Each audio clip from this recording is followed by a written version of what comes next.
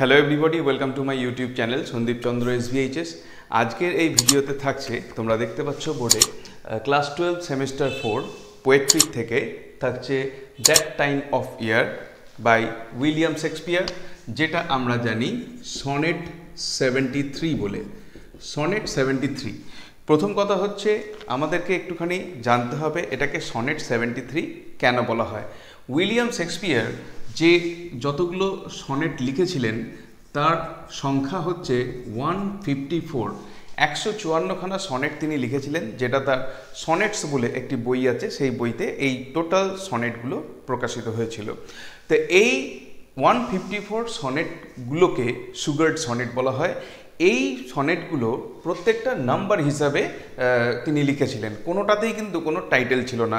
Sonnet number 1, sonnet number 2, sonnet number 3 এরম করে করে গেছে। এবার যারা ক্রিটিক্স, যারা শেক্সপিয়ার নিয়ে বিভিন্ন ধরনের এক্সপেরিমেন্টাল কাজ করেছেন, তারা যেটা ঠিক করেছেন সেটা হচ্ছে প্রত্যেকটা সনেটের যে ফার্স্ট লাইন, যেহেতু শেক্সপিয়ার কোনো নির্দিষ্ট টাইটেল দেননি, সেই জন্যে প্রত্যেকটা সনেটের যে ফার্স্ট লাইন আছে সেগুলোকেই সেই সনেটের টাইটেল হিসাবে গ্রহণ করা হবে। সেই জন্যে যে সনেট নাম্বার 73 আমরা দেখতে পাচ্ছি, যেটা আমাদের সিলেবাসে রয়েছে ক্লাস 12 সেমিস্টার 4-এ, সেইখানের ফার্স্ট লাইন আছে দ্যাট টাইম অফ ইয়ার। এই অংশটাকেই আমাদের এই সনেটের টাইটেল হিসাবে গ্রহণ করা হয়েছে। তবে মনে রাখতে হবে, শেক্সপিয়ার কিন্তু নিজের 154টা যে সনেট তিনি লিখেছিলেন তার কোনোটাতেই তিনি কোনো টাইটেল দেননি। এরপরে আমি ছোট্ট করে বলবো সনেট জিনিসটা কি। এমনিতেই তোমাদের অনেকেরই জানা আছে, সনেট জিনিসটা হলো একটা কবিতার একটা ভার্সের একটা ধরন, একটা জনরা আমরা বলতে পারি, যেখানে 14টা লাইনের ওপর কবিতা লেখা হয়। 14 লাইন পোয়েম, 14 লাইনের কবিতা। বাংলায় এটাকে বলা হয় চতুর্দশপদী কবিতা। তো এই 14 লাইনের কবিতা, এটার সূত্রপাত কোথায় হয়েছিল? এইটার সূত্রপাত হয় 14th সেঞ্চুরিতে এটা সূত্রপাত হয় ইতালিতে। ইতালিতে একজন কবি যার নাম হচ্ছে ফ্রান্সেস্কো পেত্রার্ক। ইনি, যদিও এর আগেই জিনিসটা সূত্রপাত হয়েছিল, কিন্তু ইনি এই যে সনেট ফর্ম এটাকে করেন পপুলারাইজ। তিনি এই সনেট ফর্মকে পপুলারাইজ করেন চতুর্দশপদী কবিতাকে। যদিও যে পেত্রার্কের যে সনেট, যেটাকে আমরা বলে থাকি পেত্রার্কান সনেট, এই সনেটের ভাগটা হচ্ছে 8 লাইন্স এবং 6 লাইন্স। এই যে 8 লাইন্স, এটাকে বলা হয় অক্টেভ, আর পরের যে 6 লাইন, 8 আর 6 14 হয়, পরের যে 6 লাইন সেটাকে বলা হয় সেস্টেট। এই অক্টেভে, এই পেত্রার্কান সনেটের অক্টেভে কোনো একটা প্রবলেম, সেটাকে তুলে ধরা হয়, কোনো একটা প্রবলেমকে তুলে ধরা হয়, এবং পরের যে 6টা লাইন আছে সেখানে সেই প্রবলেমের সলিউশন আনা হয়। এবার এইটার যে একটা রাইমিং প্যাটার্ন আছে, মানে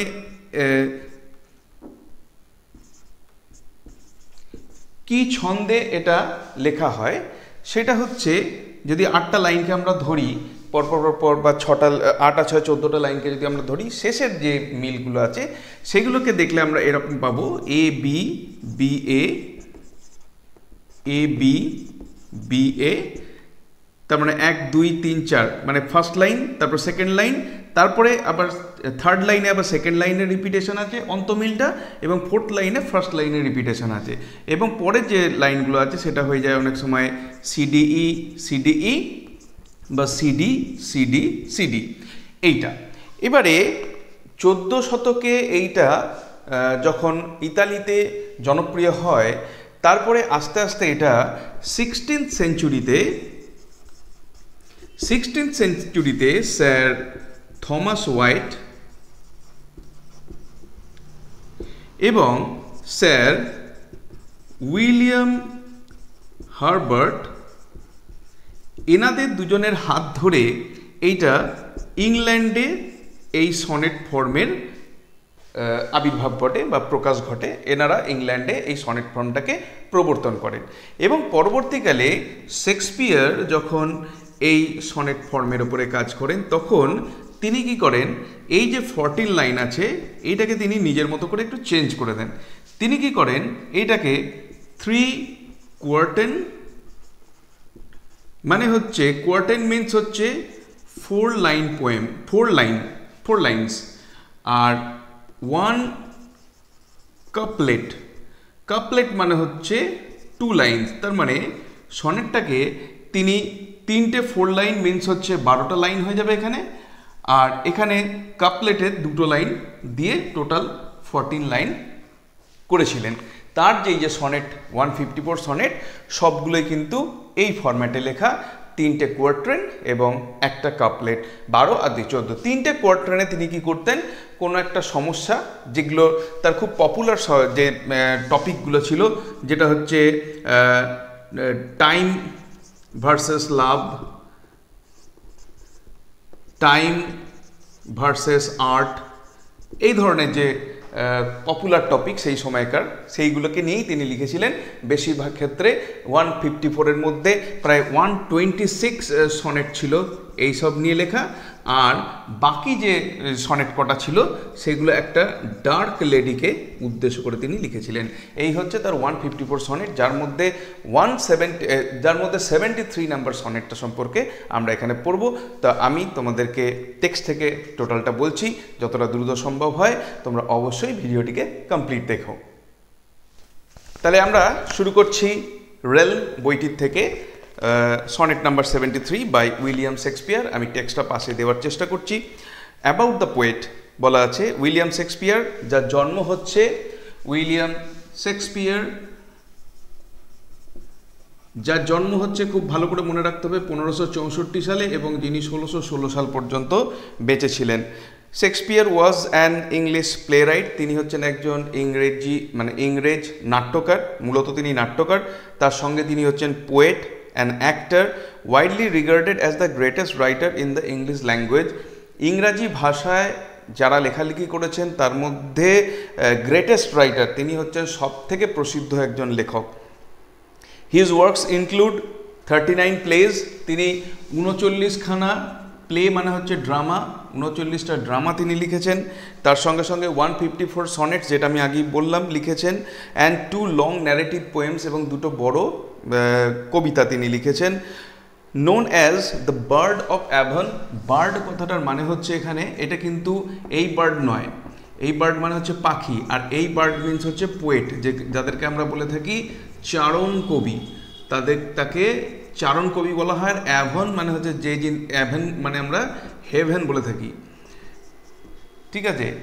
কবি, তিনি হচ্ছেন স্বর্গের কবি। এবার তিনি তিনি যেখানে থাকতেন সেই জায়গাটারও নাম হচ্ছে অ্যাভেন, সেই হিসাবেও হতে পারে, আবার হেভেন হিসাবেও হতে পারে। He explored timeless themes of love, power, fate and human nature. Timeless কথাটার মানে কি, যেটা কোনো সময়কালের সীমা মানবে না, ঠিক আছে না, মানে কোনো লিমিট নেই এটার, মানে কোনো জেনারেশনের লিমিটের ভেতরে এটা আটকে থাকে না। মানে যে সমস্যাগুলো সেই সময়ও তিনি দেখিয়েছেন, সেই সমস্যা আমরা আজকের দিনেও দেখতে পাবো, যেটা হচ্ছে লাভ, ভালোবাসা হোক, ক্ষমতা হোক, ভাগ্যের পরিহাস হোক, বা মানুষের প্রকৃতি হোক, এইগুলো যার কোনো বদল কোনো সময় হয় না। His influence on literature and the arts remains unparalleled, তার যে প্রভাব ইংরাজি সাহিত্যে এবং শিল্পে, সেইটা কিন্তু অতুলনীয়, এর কোনো তুলনা চলে না। অ্যাবাউট দ্য সনেটে আসছি আমরা। Sonnet 73 reflects on ageing, mortality and passage of time.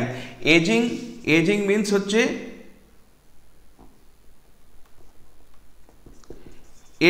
হচ্ছে, সামওয়ান গ্রোয়িং অফ এজ, মানে যার বয়স বেড়ে চলছে। মর্টালিটি মানে হচ্ছে ডেথ, এবং প্যাসেজ অফ টাইম মানে হচ্ছে যে সময় পেরিয়ে যাচ্ছে, যে সময়কে আমরা ফিরে পাবো না। মানে এরকম হয় যে আমরা কেউ যখন বয়স্ক হয়ে যায়, তার মনে হয় যদি আমি আবার নিজের ইউথ টাইমটাকে ফেরত পেতাম, কিন্তু সেই জিনিস ফেরত পাওয়ার নয়, কারণ সমস্ত কিছুই কিন্তু সময় যেরকম আমাদেরকে দেয় সেরকমভাবে কেড়ে নেয়। তো যখন আমরা বয়স্ক হয়ে যাই, তখন আমরা সেই পুরনো সময়কে ফিরে পাওয়ার চেষ্টা করি বা তার জন্য আকাঙ্ক্ষা করি, যেটা কখনো ফিরে পাওয়া যায় না। Using powerful imagery of autumn, imagery means paint picture. Imagery যেটা লাইক ইমেজ যেরকম হয়, আমরা ছবি তুললে যেটাকে বলা হয় না ইমেজ, তো ইমেজারি মিন্স হচ্ছে পেন পিকচার। দ্যাট মিন্স তিনি কলমের মাধ্যমে, তিনি অক্ষরের মাধ্যমে, ওয়ার্ডের মাধ্যমে যে ছবি আমাদের সামনে তুলে ধরছেন, that is called imagery. Autumn, twilight and dying fire. Twilight কোন জিনিসটাকে বলা হয়? টয়লাইট বলা হয় দ্য টাইম, কোন টাইমটা না, ডে অ্যান্ড নাইটের মিডিল যে টাইমটা হয়, যেটাকে আমরা বলি জাস্ট মানে যখন দিন শেষ হচ্ছে এবং সন্ধে শুরু হচ্ছে, সন্ধ্যের অন্ধকার শুরু হচ্ছে, তার মাঝখানে, ঠিক আছে, সন্ধেবেলা মানে রাত্রির অন্ধকার শুরু হচ্ছে এবং দিনের আলো শেষ হয়ে গেছে, এই যে মাঝখানটা যে ট্রানজিয়েন্ট টাইমটা, সেইটাকে আমরা বলি টয়লাইট। অ্যান্ড ডাইং ফায়ার, এবং যে আগুন নিভে যাচ্ছে। এই সবকটাই দেখো কীরকম একটা মানে কোনো জিনিস যেন ক্ষয়ে শেষ হয়ে যাচ্ছে এটাকে বোঝায়। অটাম মিন্স, এই যে অটাম এই ঋতুটা কোন সময়ের আগে আসে না, এটা আসে বিফোর উইন্টার, উইন্টারের আগে আসে। দেখো উইন্টার মানে হচ্ছে, এটা সিম্বলিক্যালি বোঝায় সব কিছু একদম সেই সময় পুরো ঠান্ডা হয়ে থাকে। মানে ঠান্ডা কোন জিনিসটাকে রিপ্রেজেন্ট করে? কোনো ডেথকে, দ্যাট মিন্স কোনো যদি ডেড বডিকে টাচ করে দেখা হয় দেখবে ঠান্ডা। তো সেরকম ডেথ রিপ্রেজেন্ট করে নেচারে যদি আমরা মানে দেখতে যাই কোন ঋতুটার মাধ্যমে আমরা ডেথকে রিপ্রেজেন্ট করবো, সেটা হচ্ছে উইন্টার। তাহলে উইন্টারের আগে অটাম আসছে, তার মানে যখন ডেথ আসে, যদি কারো ন্যাচারালি ডেথ আসে, তাহলে আস্তে আস্তে শরীর ক্ষইতে থাকে। তাহলে অটাম হচ্ছে সেই রকম পর্যায়ে যার পরেই এবার ডেথ আসবে, তার মানে একদম আস্তে আস্তে তার শরীর ক্ষয়িষ্ণু হয়ে যাচ্ছে। তাহলে এই ঋতুটা কি সিম্বলাইজ করে? যে একজনের কিন্তু শরীর অলরেডি মানে ক্ষয়িষ্ণু, সে হতে অ্যাটলিস্ট মৃত্যুসজ্জায় চলে গেছে। এই সবকটাই কিন্তু কবির সেই রকম অবস্থাকে বোঝাচ্ছে। Shakespeare compares his ageing self to nature's decline. Decline মানে হচ্ছে অধঃপতন ঘটছে, প্রকৃতির যেরকম আস্তে আস্তে শীতের দিকে এগিয়ে যাচ্ছে। উষ্ণতা মানে হচ্ছে আমাদের শরীরের যে ভাইটালিটি, ক্ষমতা, সেইটা আস্তে আস্তে যখন শীতের দিকে যাবে, তার মানে হচ্ছে আমরা আস্তে আস্তে সেগুলো ক্ষইয়ে ফেলছি, আস্তে আস্তে সেটা কমে যাচ্ছে। নেচার দিয়ে সেই জিনিসটাকে রিপ্রেজেন্ট করা হচ্ছে।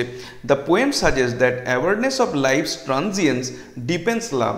এখানে কবি বলতে চাইছেন, তিনি যার উদ্দেশ্যে কবি এই সনেটগুলো লিখেছেন, তাকে এটা ধরে নেওয়া হয় যে মিস্টার WH বলে একজন আছেন, তার উদ্দেশ্যে তাকে তিনি এই সনেটগুলো ডেডিকেট করেছেন। তো এই WH এর পরিচয় কেউ জানে না। অনেকে বলেন ইনি হচ্ছেন আর্ল অফ সাউদাম্পটন, হ্যাঁ, হেনরি রিওথেসলি বা উইলিয়াম হার্বার্ট, এরকম কেউ হতে পারে। তো তিনি হচ্ছেন কবির বন্ধু। কবি এখানে চাইছেন, বা কবির যে অল্টার ইগো এখানে যিনি রয়েছেন, দ্য ন্যারেটর, তিনি এখানে চাইছেন যে বন্ধু মানে যার উদ্দেশ্যে তিনি এটা সনেটটা লিখছেন, তিনি চাইছেন যেন আমার এই রকম কন্ডিশন দেখে আমার যে বন্ধু, সে যেন আমাকে আরও বেশি করে ভালোবাসে, যাতে করে যে জিনিস বলছে যে depends love as we cherish what must eventually B lost. কোনো জিনিস যেটা কিছুদিন পরে ঘটনাক্রমে আমরা হারাবো, সেই জিনিসটাকে যদি আমরা বুঝতে পারি যে আমরা সেই জিনিসটাকে হারাতে চলেছি, তাহলে আমরা তাকে বেশি করে ভালোবাসবো। যদি আমরা জানতে পারি যে কোনো ব্যক্তিকে আমরা শর্ট টাইমের মধ্যে হারাতে চলেছি, সে আমাদের মধ্যে থাকবে না, আমরা হয়তো তাকে বেশি করে ভালোবাসবো। এইবারে কবির বন্ধু হয়তো সেটা বুঝতে পারছেন না, কবি তাই এই সনেটের মাধ্যমে তাকে বোঝানোর চেষ্টা করছেন যে দেখো আমার কিন্তু অবস্থা এবার শেষ দিকে, তুমি আমাকে আরও বেশি করে ভালোবাসো। নিজের ভালোবাসা পাওয়ার জন্যে তিনি এরকম একটা সনেট লিখলেন। দেখো এবার আমরা চলে আসছি সনেটে। দ্যাট টাইম অফ ইয়ার।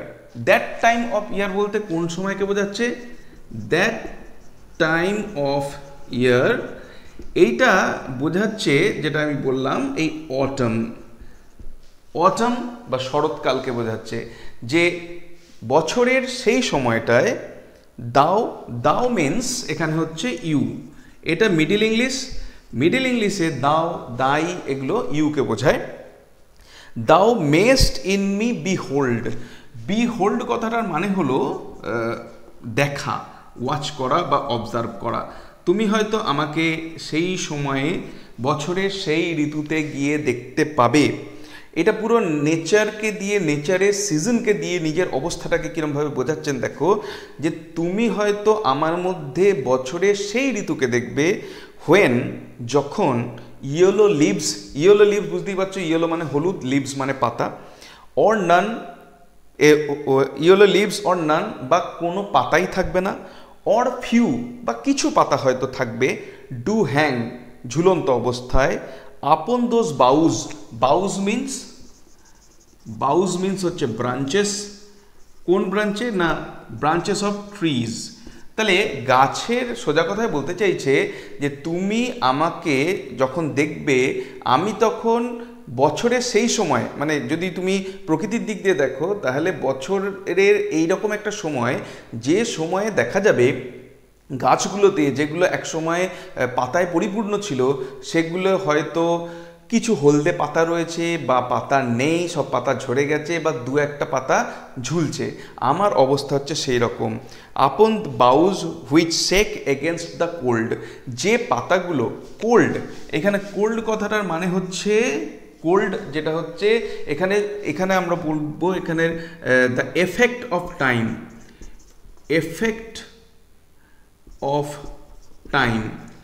এই এফেক্ট অফ টাইমে এরা অ্যাফেক্টেড হয়েছে। তার মানে হচ্ছে যে ওই যে পাতাগুলো ঝরে গেছে বা কিছু রয়েছে, হ্যাঁ, বা কিছু হলুদ পাতা হয়ে গেছে, এগুলো সবই সময়ের কাজ ওই গাছের ওপর। মানে ঋতু যখন চেঞ্জ হয় সময়ের পরিবর্তনের সঙ্গে সঙ্গে, তখন যেভাবে গাছগুলো থেকে পাতা ঝরে যায়, আমারও জীবনে সময়ের পরিবর্তনের সঙ্গে আমি জীবনের সেই পর্যায়ে এসে দাঁড়িয়েছি যখন আর মাত্র কয়েকটা দিন আমার জীবনে বাকি রয়েছে, সেই টাইমে তুমি হয়তো আমাকে দেখতে পাবে। এর পরের অংশে আসছি। এর পরের অংশে বলছে bare ruined choirs where late the sweet birds sang. Bare মানে হচ্ছে যেগুলো ফাঁকা হয়ে গেছে, এখন এমটি। রুইন্ড মিনস এখানে আমরা বলতে পারি ডিলাপিডেটেড, মানে যেগুলো ভগ্নপ্রায় হয়ে গেছে, ভগ্নপ্রায়। বেয়ার রুইন্ড কোয়ার্স, CHOIRS, এই কোয়ার্স মানে হচ্ছে অনেকটা সে আমরা বলতে পারি কোরাস ইন চার্চ, মানে চার্চে দেখবে ইংলিশ মিডিয়াম স্কুলগুলোতে এরকম থাকে, যারা ওই যখন প্রার্থনা হয় সকলে সমবেতভাবে দাঁড়িয়ে গান করে, হিম করে জিজাসের, তো সেইটাকে আমরা বলি কোয়ার। তো সেই কোয়ারে যে সময় একটা সময় কি হতো যে মানে জীবনের একটা পর্যায় ছিল যখন কি where late the sweet birds sang. Late কথাটার মানে এখানে আমরা আগে জেনে নিই, তাহলে বুঝতে সুবিধা হবে। Late means the late time means the past time, that means the youth. এখানে ইউথ বলতে এখানে কবির যে যৌবন অবস্থাকে বোঝাচ্ছে। তার মানে sweet bird sang, sweet birds বলতে কি সুইট বার্ডস, এখানে আমরা যদি ধরে নিই যে এমন একটা সময় যখন, কোন সময় লেট টাইম, এটাকে আমরা যদি সিজনে ধরি তাহলে হয়তো আমরা সামারের কথা বলতে পারি, সামার বলো, বা ধরো স্প্রিং টাইম, যে লাস্ট ইয়ারের যে স্প্রিং টাইম বা সামার টাইম পেরিয়ে এসছেন, এই ইয়ারটা পেরিয়ে এসছে, যেটা এখন অটামে এসে পৌঁছেছে, সেই সময় কি গাছে গাছে বিভিন্ন পাখি যেগুলো গান গাইতো শোনা যেত। তার মানে আমার জীবনে যখন ইউথ ছিল, যে টাইমটা আমি পেরিয়ে এসছি, যেই সময় আমার তারুণ্য ছিল, তখন আমার চারপাশে বহু মানুষ ছিল, তাদের কলকাকুলিতে আমি মুখরিত থাকতাম, একদম ভরে থাকতাম, ফুলফিল্ড থাকতাম। সেই যে ওই কোয়ার, এই সময় কি মানে আমার যদি চার্চ হতো একদম পরিপূর্ণ হতো, কিন্তু আজকে সেইখান থেকে সব চলে গেছে। এইবারে কি হয়েছে, পুরো ফাঁকা হয়ে গেছি আমি, মানে আমার জীবনে পুরো শূন্যতা চলে আসছে, আর কিচ্ছু নেই। তা আমি এখন, আমার অবস্থা এখন সেই রকম চার্চের মতো, যে চার্চে একটা সময় তার অনেক প্রাচুর্য ছিল, অনেক তার মানে গায়ক দল, হ্যান ত্যান অনেক কিছু ছিল, কিন্তু আজকে সেই সব চলে গেছে, কারণ চার্চটা ভগ্নপ্রায় হয়ে গেছে। আমার অবস্থাটা তাই, যে একটা সময় যখন আমার ইউথ টাইম ছিল তখন বহু মানুষের সান্নিধ্য আমি পেয়েছি, কিন্তু আজকে আমি এমন অবস্থা দাঁড়িয়ে রয়েছি যেখানে ওই ভগ্নপ্রায় চার্চের মতো আমাকেও সবাই ছেড়ে চলে গেছে। In me thou seest the twilight of such day, যেটা আগে আমি বলেছি। টয়লাইট কথাটার মানে হচ্ছে ওই time between day and night, যখন দিন শেষ হয়ে যাচ্ছে এবং রাত্রি শুরু হচ্ছে, আমার অবস্থাটা এখন এইরকম যে দিনকে এখানে যদি আমি জীবনের ভাইটালিটি, জীবনের যে মানে যে শ্রেষ্ঠ সময় এইটার সঙ্গে তুলনা করি এবং নাইটকে যদি আমি মৃত্যুর সঙ্গে তুলনা করি, তাহলে আমি এখন দাঁড়িয়ে রয়েছি ওই জীবন এবং মৃত্যুর মাঝখানের যে সময়টুকু, সেই সময়টায়। মানে আমার জীবনে আর বেশি দিন অবশিষ্ট নেই, আমি জীবন মৃত্যুর একদম মিডিলে এসে দাঁড়িয়ে আছি। টয়লাইট অফ সাচ ডে, তুমি আজকে যদি আমায় দেখো তাহলে দেখবে সেই যৌবনের সময়কে, তারুণ্যের সময়কে পেরিয়ে এসে আজকে আমি দাঁড়িয়ে আছি একদম middle. As after sunset fadeth in the west, মানে যেভাবে সূর্য যখন অস্ত যায়, সানসেট, সানসেট মানে হচ্ছে সূর্য অস্ত, সূর্য অস্ত যাবার পরে, সানসেটের পরে যখন দেখা যায়, সানসেটের পরে যখন হচ্ছে এই সূর্যের প্রভাবে যখন ইভিনিং আসার আগে বা নাইট আসার আগে, ডার্কনেস আসার আগে একটা হালকা আলোর প্রভাব দেখা যায়, সেই রকম আমার অবস্থা যে আমার জীবনের সূর্য অলরেডি অস্ত গেছে কিন্তু তার আলোর একটা রেস এখনো পর্যন্ত রয়ে গেছে, সেই অবস্থাটাই হচ্ছে আমার বর্তমান কন্ডিশন। ফেডেথ ইন দ্য ওয়েস্ট, আস্তে আস্তে পশ্চিমে আলো ফেড হয়ে যাচ্ছে এবং অন্ধকার নেমে আসছে। Which by and by black night doth take away, এইখানে যে ব্ল্যাক নাইটের কথা বলা হচ্ছে, এই ব্ল্যাক নাইট এখানে সিম্বলাইজ করছে ডেথকে, এটাই মৃত্যু। ঠিক আছে, এই মৃত্যু বাই অ্যান্ড বাই মানে খুব শীঘ্রই ধীরে ধীরে এটা মৃত্যু গ্রাস করে নেবে। ডেথ সেকেন্ড সেলফ, এই যে ডেথ, এইটাকে, এই যে ডেথ একটা টার্ম বলা হচ্ছে death second self. Death second self মানে হচ্ছে এটাকে স্লিপকে বলা হয়। Death second self that seals up all in rest, তার মানে মৃত্যুর যে দ্বিতীয় সত্তা যেটা সমস্ত কিছুকে গ্রাস করে নেয়। যেমনভাবে আমরা ঘুমোই, যখন আমরা ঘুমোই তখন যেরকম আমরা মানে সব কিছু, এই জাগতিক যা কিছু আছে সমস্ত অস্তিত্ব থেকে আমরা যেমন আনকনসাস হয়ে যাই, সেরকমভাবে যখন মৃত্যু আসে তখনও কিন্তু আমরা সব কিছুর থেকে আনকনসাস হয়ে যাই, আমরা কিছুই বুঝতে পারি না। স্লিপে একটা সময় উঠে পড়ার সম্ভাবনা থাকে, মানে উঠে পড়ি আমরা ঘুম থেকে, কিন্তু এই ডেথ সেটা হচ্ছে একদম কন্টিনিউয়াস স্লিপ, সেই স্লিপ আর কিন্তু কখনো ভাঙে না। তো যেটা কি করে না, seals up all in rest, যেগুলো সব কিছুকে বিশ্রামের মধ্যে একদম আবদ্ধ করে ফেলে, মানে চির বিশ্রামে তোমাকে শায়িত করে দেবে। ডেথ সেকেন্ড সেলফ, যেটা ঘুমের বড় ভাই এটাকে বলতে পারি আমরা। In me thou seest the glowing of such fire, তুমি আমার মধ্যে glowing of such fire, glowing মানে হচ্ছে উদ্ভাসিত, মানে এখনো পর্যন্ত তুমি আমার মধ্যে সেই ফায়ার, সেই আগুন মিন্স এখানে হচ্ছে জীবনী শক্তি, তুমি আমার মধ্যে এখনো পর্যন্ত সেই জীবনী শক্তি দেখতে পাবে, যে জীবনী শক্তি that on ashes of youth doth lie, যে জীবনী শক্তি রয়েছে কিসের উপরে বেস করে না, অ্যাসেস অফ ইউথ, তার মানে যে যৌবনের যে অঙ্গার, মানে এখানে যদি আমরা জীবনকে তুলনা করি একটা ধরে নাও কাঠের সাথে, যে কাঠ যখন আমরা তাতে আগুন জ্বালিয়েছি, ধরে নাও সেই কাঠটা হচ্ছে আমার জীবনী শক্তি, আমার ইউথ, সেইটা কি হচ্ছে জ্বলছে জ্বলছে জ্বলছে জ্বলছে, আস্তে আস্তে একটা টাইমের পরে সেই যে কাঠ পুড়ে পুড়ে যে ছাই তৈরি হবে, সেই ছাইটাই কি হবে যে শেষ দিকে যে কাঠের অংশটুকু আছে যেটা জ্বলবে, সেইটাকে, সেই আগুনটাকে জ্বলার ক্ষেত্রে বাধা দেবে, সেটা তখন কি করবে, ওইটাকে নিভিয়ে দেওয়ার চেষ্টা করবে। তো আমার জীবনও এমন একটা জায়গায় এসে দাঁড়িয়েছে যেখানে দ্য অ্যাসেস অফ ইউথ, তার মানে এতদিন পর্যন্ত যে ইউথকে আমি ভোগ করলাম, সেই ইউথের ভারেই কিন্তু আমার এই জীবনী শক্তিটা আস্তে আস্তে এবার স্তিমিত হয়ে যাচ্ছে। মানে ওই ইউথ যেটা আমরা পেরিয়ে চলে এসেছি, বা ওই যে অঙ্গার যেটা এবার মানে ইউজড হয়ে গেছে, তার যে ছাই, সেই ছাইয়ের দ্বারাই কিন্তু আমি এবার এমন অবস্থায় এসে দাঁড়িয়েছি যে আমার বাকি যে সময়টুকু আছে জীবনের, সেই জীবনী শক্তিটা আর কোনো কাজ করছে না, মানে সেটা এবার আস্তে আস্তে স্তিমিত হয়ে যাচ্ছে। That on ashes of youth doth lie as the death bed whereon it must expire. Death bed কথাটার মানে আমরা জানি, ডেথ বেড মানে হচ্ছে মৃত্যু শয্যা। যেটা কি না, যেটা আমার মৃত্যুশয্যা তৈরি করেছে। কোনটা না, আমারই যৌবন, যে যৌবনকে আমি পেরিয়ে এসেছি সেইটাই আমার আজকে মৃত্যুশয্যা তৈরি করেছে। হোয়ার আপন ইট মাস্ট এক্সপায়ার, এবং যার উপরেই আমার জীবনে যেটুকু গ্লোয়িং ফায়ার আছে সেই ফায়ারটা আস্তে আস্তে এক্সপায়ার করবে। এক্সপায়ার মিনস এখানে ধরে নিতে হবে এন্ড হয়ে যাবে। তার মানে আমার জীবনের এন্ড হবে আমার যে ফুরিয়ে যাওয়া জীবনী শক্তি তার উপরে। তার মানে আমি এখন যে অবস্থায় দাঁড়িয়ে আছি সেইখানে মানে আর অল্প কিছুটা জীবনী শক্তি আছে, বাকিটা সমস্তই আমার চলে গেছে। আমার অবস্থা এখন মানে পুড়ে যাওয়া কাঠের মতো, যে কাঠের অংশ বাকি রয়েছে কিন্তু সেটা তার নিজের ছাইয়ের জন্যই জ্বলতে পারছে না, তার নিজের চিতা নিজেই সে তৈরি করেছে। কনজিউমড, কি করেছে? কনজিউমড করা।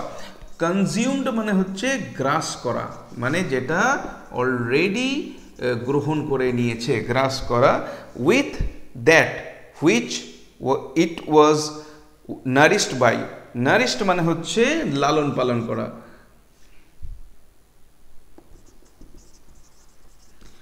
নারিশড মানে হচ্ছে লালন পালন করা। তার মানে যে জীবনকে এতদিন যে জিনিসটা রসদ দিয়ে এলো, সেই রসদটা শেষ হয়ে যাওয়ার ফলে তারই অবশিষ্টাংশের জন্যে এই জীবন কিন্তু শেষ হয়ে যেতে চলেছে।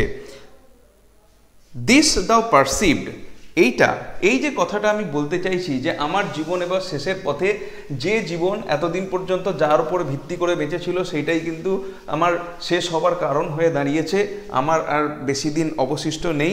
তা যদি তুমি এইটা পারসিভড মানে হচ্ছে যদি তুমি সেটা বুঝতে পারো, if you can understand this, যদি এই জিনিসটা তুমি বুঝতে পারো, আমি তার মানে যে আমার যে সময় আর বেশি দিন নেই। হুইচ মেক্স দাই লাভ মোর স্ট্রং, যেটা তোমাকে কি করবে? বাধ্য করবে আমাকে আরও ডিপলি ভালোবাসার জন্যে। তার মানে তুমি যতটা আমাকে ভালোবাসতে, যখন তুমি আমার এই সনেটটা পড়বে তুমি বুঝতে পারবে যে আমার বর্তমান অবস্থা একদম শেষ দিকে, আর কিছুদিনের মধ্যেই তুমি আমাকে হারাতে চলেছো। তো এইটা উপলব্ধি করে, এইটা আন্ডারস্ট্যান্ড করে বা এই জিনিসটাকে তুমি রিয়েলাইজ করে কি করবে না, তুমি আরও আমাকে বেশি করে ভালোবাসবে। To love that well which thou must leave ere long, মানে এটা বলা হচ্ছে টু লাভ দ্যাট ওয়েল মানে হচ্ছে আরও ডিপলি, মানে আমাদের উচিত, সোজা কথা এখানে যেটা বলতে চাইছে, টু লাভ দ্যাট ওয়েল সেই জিনিসটাকে ভালোবাসা উচিত।